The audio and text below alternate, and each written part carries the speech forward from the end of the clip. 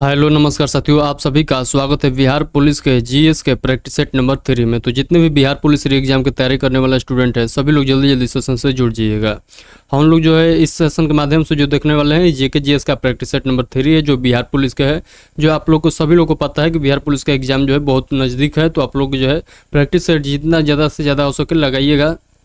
इसी की नज़र रखते हुए जो है हम लोगों ने इस चैनल पर डे जो है 2 प्रैक्टिस सेट लगाया जा रहा है कि बिहार स्पेशल और बिहार जीके का। तो आप लोग ये जो है 2 प्रैक्टिस सेट पर डे लगाइए इस चैनल के माध्यम से। तो आप लोग इस चैनल को भी सब्सक्राइब कर लीजिएगा। चलिए हम लोग बिना किसी देरी के इस सेशन को स्टार्ट करते हैं। तो पहला क्वेश्चन देखिएगा। पहला क्वेश्चन कर रहा है, जैन परंपरा के अनुसार कौन अंतिम से एक पूर्व तीर्थंकर माने जाते हैं। इस क्वेश्चन का राइट आंसर आप सभी लोग बताइएगा। तो इस क्वेश्चन का राइट आंसर हो जाएगा महावीर स्वामी महावीर, यानी ऑप्शन नंबर बी इस क्वेश्चन का राइट आंसर हो जाएगा। जो 23वें नंबर के पूछेगा, 23वें नंबर के तीर्थंकर कौन थे, तो आप लोग बताइएगा पार्श्वनाथ थे। और अंतिम यानी 24वें नंबर के जो है महावीर हो जाएंगे। और जो है सबसे पहले कॉल देगा, तो सबसे पहले तीर्थंकर कौन थे, तो यानी 1 नंबर के तीर्थंकर कौन थे, तो ये जो है ऋषभ देव हो जाएंगे। और उसके बाद याद रखिएगा भद्र बाहु। तो इस सारे पॉइंट आप लोग याद रखिएगा। चलिए हम लोग आगे के क्वेश्चन को देखते हैं। अगला क्वेश्चन है, दक्षिण भारत में जैन धर्म का प्रचार प्रसार हुआ था। तो दक्षिण भारत में जैन धर्म का प्रचार प्रसार हुआ था, तो ये भद्र बाहु द्वारा हुआ था। तो यानी ऑप्शन नंबर डी इस क्वेश्चन का राइट आंसर हो जाएगा। चलिए अगला क्वेश्चन देखिएगा। कह रहा है, किस स्थान पर भगवान महावीर की मृत्यु हुई थी। तो कहाँ भगवान महावीर की जो है मृत्यु हुई थी, तो आप सभी लोग बताइएगा पावापुरी में। तो पावापुरी में इनकी मृत्यु होती है। और जन्म जो है कुंडल वन वैशाली जिले में होता है। तो ये बात भी आप लोगों को याद रखना है। जन्म कब होता है, तो 540 ईसा पूर्व में होता है। और इनका मृत्यु कब होता है, तो 468 ईसा पूर्व में होता है, जो दीवान के नाम से जाना जाता है। दिवाली के दिन जो है 468 ईसा पूर्व में हुआ था इनका मृत्यु। तो ये बात याद रखिएगा, कहाँ हुआ था, तो पावापुरी में। अगला क्वेश्चन है, ऋषभदेव में निम्नलिखित किस नदी का उल्लेख है। ऋग्वेद में जो है निम्नलिखित में से किस नदी का उल्लेख है। तो ऋग्वेद में किस नदी का उल्लेख है, तो रावी नदी का उल्लेख है। यानी ऑप्शन नंबर बी इस क्वेश्चन का राइट आंसर हो जाएगा। और सरस्वती नदी का उल्लेख जो है सबसे पवित्र नदी माना गया है किसमें, तो ऋग्वेद काल में। तो जो है सबसे पवित्र नदी कोई है, तो वो सरस्वती नदी है। आगे क्वेश्चन देखिए, कर है, बोध गया में बोधि वृक्ष अपने वंश की इस पीढ़ी का है। तो इस क्वेश्चन का राइट आंसर बताइएगा चतुर्थ पीढ़ी का है। तो यह किस पीढ़ी का है, तो चतुर्थ पीढ़ी का है। यानी इस क्वेश्चन का राइट आंसर ऑप्शन नंबर क्या हो जाएगा, तो बी हो जाएगा। अगला देखिएगा, अगर है बौद्ध मत का सबसे प्राचीन स्तूप कौन सा है। तो बौद्ध मत का सबसे प्राचीन स्तूप कोई है, तो ये सारनाथ का स्तूप है। यानी ऑप्शन नंबर 20 क्वेश्चन का राइट आंसर हो जाएगा। सारनाथ कहाँ पर है, तो बनारसी में है। बनारसी उत्तर प्रदेश आप लोग को याद रखना है। अमरावती कहाँ है, तो आंध्र प्रदेश। ये बोध गया बिहार में है। तो ये सारे पॉइंट आप लोग को याद रखना है। सारनाथ में ही अपना जो है प्रथम उपदेश दिया गया था, धर्म चक्र परिवर्तन के नाम से जिसे जाना जाता है। चलिए अगला क्वेश्चन देखिएगा, कर है, लेप्चा जनजाति मुख्यतः कहाँ निवास करती है। तो लेप्चा जो जनजाति है मुख्यतः कहाँ निवास करती है, तो आप सभी लोग बताइएगा सिक्किम राज्य में है ये निवास करती है। यानी लेप्चा जो जनजाति है ये सिक्किम राज्य की जनजाति है।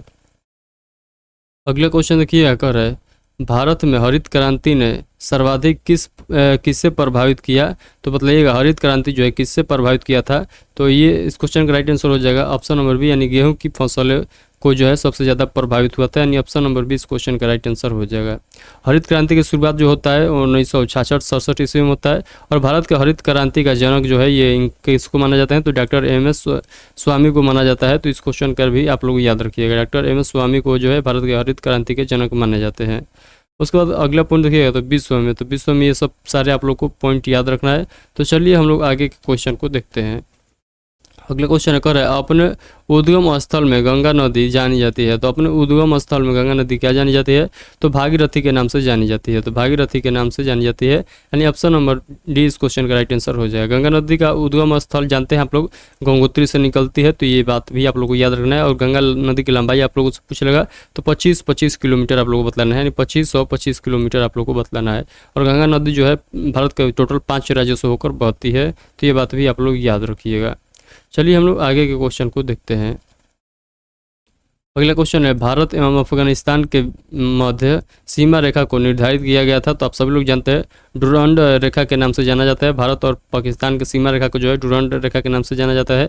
और उसी रेखा को जो है भारत और जो है अफगानिस्तान के बीच भी है। तो भारत और अफगानिस्तान के बीच भी कहेगा तो डुरंड रेखा भी आप लोगों को बतलाना है। और मैकमोहन रेखा जो है चीन के बीच हो जाता है। और रेड क्लिफ रेखा जो है ये पाकिस्तान के बीच हो जाता है। तो ये बात याद रखिएगा। और हिंडनबर्ग रेखा जो है ये कहाँ है, तो जर्मनी और पोलैंड के बीच जो है सीमा रेखा है। ये इसको हम लोग हिंडनबर्ग रेखा के नाम से जानते हैं।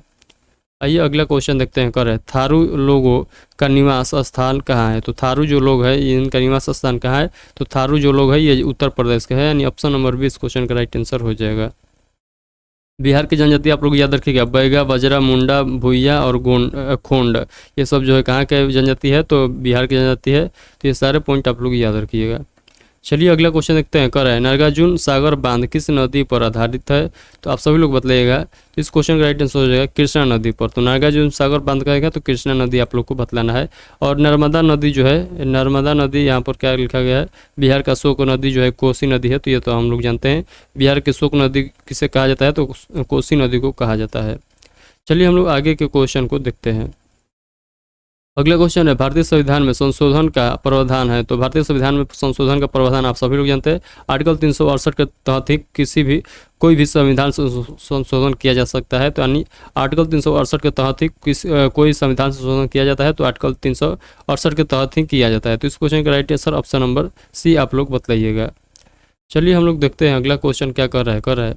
भारत का संविधान अंगीकृत हुआ और अस्तित्व में आया। तो देखिए भारत का संविधान जो हुआ था आप सभी लोग जानते हैं 26 नवंबर 1949 को जो है इसको अंगीकृत किया गया था। और 26 जनवरी 1950 को जो है इसको लागू किया गया था, यानी अस्तित्व में आया था। तो ये पॉइंट आप लोग याद रखिएगा।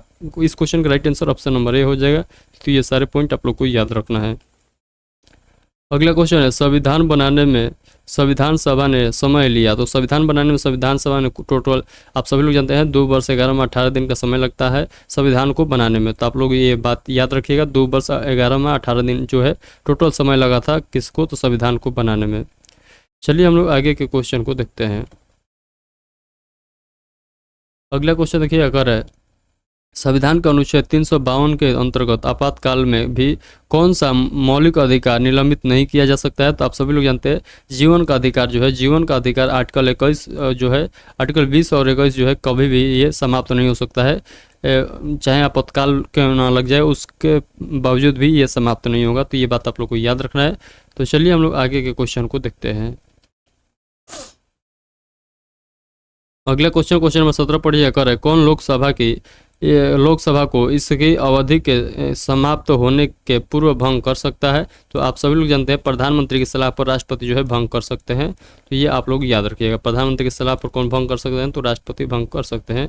और राष्ट्रपति के पद की बात कर ले तो आर्टिकल जो है 52 में ये उल्लेख है। तो इस क्वेश्चन का भी राइट आंसर आप लोग याद रखिएगा।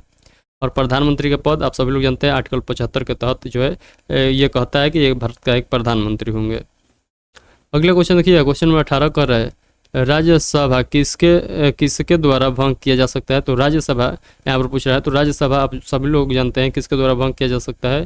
तो इस क्वेश्चन का राइट आंसर आप सभी लोग जानते हैं। तो राज्यसभा जो है कभी भी भंग नहीं किया जा सकता है। राज्यसभा क्या है, कभी भी भंग नहीं किया जा सकता है। ये अस्थायी सदन है। तो ये आप लोग जानते हैं अस्थायी सदन उच्च सदन है। तो इसको कभी भी भंग नहीं किया जा सकता है। तो इस क्वेश्चन का राइट आंसर आप लोग बतलाइएगा, ऑप्शन नंबर डी, यानी कभी भी इसे भंग नहीं किया जा सकता है। अगला क्वेश्चन है, भारत में किसे न्यायिक समीक्षा का अधिकार प्राप्त है। तो भारत में जो है किसे न्यायिक समीक्षा का अधिकार प्राप्त है, तो ये है उच्च न्यायालय और सर्वोच्च न्यायालय को जो है ये अधिकार प्राप्त है, यानी ऑप्शन नंबर डी इस क्वेश्चन का राइट आंसर हो जाएगा। अगला क्वेश्चन देखिए, अगर है 9वीं पंचवर्षीय योजना किस वर्ष खत्म हुई थी। तो 9वीं पंचवर्षीय योजना के आप लोग को लास्ट ईयर बतलाना है कब खत्म हुआ था। तो ये जो खत्म हुआ था 2002 में खत्म हुआ था। तो 9वीं पंचवर्षीय योजना कब से कब तक चलता है, तो 1997 से 2002 तक चलता है 9वीं पंचवर्षीय योजना। तो ये आप लोग को याद रखना है। चलिए हम लोग अगला क्वेश्चन देखते हैं। कर है, मुद्रास्फीति के समय कौन सा वर्ग लाभ में रहता है। तो आप सभी लोग बताइएगा। इस क्वेश्चन का राइट आंसर हो जाएगा व्यापारी वर्ग। व्यापारी वर्ग जो है इस समय जो है लाभ में रहता है, यानी ऑप्शन नंबर सी इस क्वेश्चन का राइट आंसर हो जाएगा। आइए अगला क्वेश्चन देखते हैं। कर है केंद्रीय सरकार को अधिकतम राजस्व की प्राप्ति होती है। तो केंद्रीय सरकार को अधिकतम कितनी राजस्व की प्राप्ति होती है? तो उत्पादों के शुल्क से, यानी उत्पाद शुल्क से जो है सबसे ज़्यादा जो है ये राजस्व प्राप्त होता है, यानी टैक्स प्राप्त होता है जो है केंद्रीय सरकार को। तो इस क्वेश्चन का right answer option number D हो जाएगा। अगला क्वेश्चन देखिए, कर है निम्नलिखित में से प्रत्यक्ष कर कौन सा है? तो डायरेक्ट टैक्स आप लोग को बतलाना है। तो डायरेक्ट टैक्स जो है ये आयकर है। आयकर जो है ये डायरेक्ट टैक्स है, तो ये आप लोग याद रखिएगा। अगला क्वेश्चन है वंदे मातरम योजना किसके लिए है? तो वंदे मातरम योजना जो है ये गर्भवती महिलाओं के लिए है। तो वंदे मातरम योजना आप लोग याद रखिएगा, ये गर्भवती महिलाओं के लिए है, तो इससे आप लोग याद रखिएगा। अगला क्वेश्चन है फरवरी 2024 में नई दिल्ली में सांस्कृतिक समारोह विविधता का अमृत महोत्सव का उद्घाटन किसने किया है? तो इस क्वेश्चन का राइट आंसर द्रौपदी मुर्मू, यानी हमारे जो है प्रेसिडेंट जो है यानी राष्ट्रपति जो है वर्तमान में द्रौपदी मुर्मू है, और इन्हीं के द्वारा उद्घाटन किया गया है। तो इस क्वेश्चन का right answer option number B Draupadi Murmu हो जाएगा। अगला क्वेश्चन है भारत में एशियाई विकास बैंक की कंट्री भारत में एशियाई बैंक की कंट्री निदेशक कौन बनी है? तो ये हो जाएगा मियो ओका। मियो ओका इस क्वेश्चन का राइट आंसर आप लोग ऑप्शन नंबर ए याद रखिएगा। ये क्वेश्चन आप लोग याद रखना है हर हाल में, क्योंकि करंट अफेयर से रिलेटेड क्वेश्चन है, तो ये क्वेश्चन थोड़ा पूछने का चांस ज़्यादा बन जाता है, तो ये आप लोग को याद रखना है। और भारत में एशियाई विकास बैंक की कंट्री निदेशक कौन बनी है? तो आप लोग याद रखिएगा मियो ओका बनी है। चलिए अगला क्वेश्चन देखिएगा, पर किस राज्य में प्रधानमंत्री नरेंद्र मोदी ने मां कामाख्या मंदिर कॉरिडोर का शिलान्यास किया है? तो आप सभी लोग जानते हैं मां कामाख्या मंदिर कहां पर है? तो ये असम में है। तो इस क्वेश्चन का राइट आंसर गुवाहाटी असम हो जाएगा, यानी ऑप्शन नंबर डी इस क्वेश्चन का राइट आंसर हो जाएगा। अगला क्वेश्चन देखिए, कर है फरवरी 2024 में किस देश की सरकार ने भारतीय नागरिकों के लिए मुक्त वीज़ा नीति को मंजूरी दी है? तो इस क्वेश्चन का राइट आंसर आप सभी लोग बताइएगा, ईरान देश ने। ईरान ने इस क्वेश्चन का राइट आंसर हो जाएगा। ईरान की राजधानी आप लोग याद रखिएगा तेहरान हो जाएगा, इराक का बगदाद, और ओमान का जो हो जाएगा मस्कट हो जाएगा, और सऊदी अरब का जो हो जाएगा रियाद हो जाएगा। तो ये सारे आप लोग को पॉइंट याद रखना है। ये कंट्री भी आप कंट्री और उसका कैपिटल भी याद रख लीजिएगा। अगला क्वेश्चन है आज़ादी के बाद समान नागरिक संहिता लागू करने वाला भारत का पहला राज्य कौन बना? तो आप सभी लोग जानते हैं उत्तराखंड बना है। इस क्वेश्चन का right answer option number A हो जाएगा।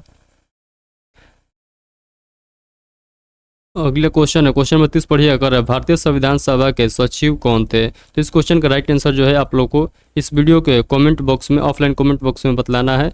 तो आप सभी लोग जो है इस क्वेश्चन को जो है होमवर्क के तौर पर आप लोग रखिएगा, और ये जैसे ही सेशन समाप्त होगा तो आप लोगों को ऑफलाइन कमेंट में इसका राइट आंसर बतलाना है, यानी ऑफलाइन कमेंट में इसका राइट आंसर बतलाना है। तो चलिए मिलते हैं नेक्स्ट सेशन में। आज का सेशन कैसा लगा आप लोग को एक प्यारा सा कमेंट करके बतलाना है। और आप लोग चाहते हैं कि बिहार पुलिस में इस बार सिलेक्शन ले लेना, तो मैं आप लोग को बतलाता हूँ जितना से जितना प्रैक्टिस सेट हो सके उतना लगाइए। आप लोग एक बुक गिन के लाइए, वहाँ से प्रैक्टिस सेट लगाइए, जितना हो सकता है उतना प्रैक्टिस सेट लगाइए, क्योंकि अब मात्र एक ही सिलेक्शन का जो है मंत्र बचा हुआ है, वो है प्रैक्टिस सेट। जितना प्रैक्टिस सेट लगाइएगा उतने आप लोग को एग्जाम क्लियर करने के नज़दीक जाइएगा। तो आई होप कि जो मैं बतलाया हूँ आप लोग को पूरा क्वेश्चन, जितना क्वेश्चन मैं इस सेशन के माध्यम से कराया हूँ सारे को क्लियर हो गया होगा। कोई भी डाउट रहता है तो आप लोग कमेंट बॉक्स के माध्यम से जरूर पूछिएगा। चलिए मिलते हैं नेक्स्ट सेशन में, तब तक के लिए take care, thank you, bye bye आप सभी का।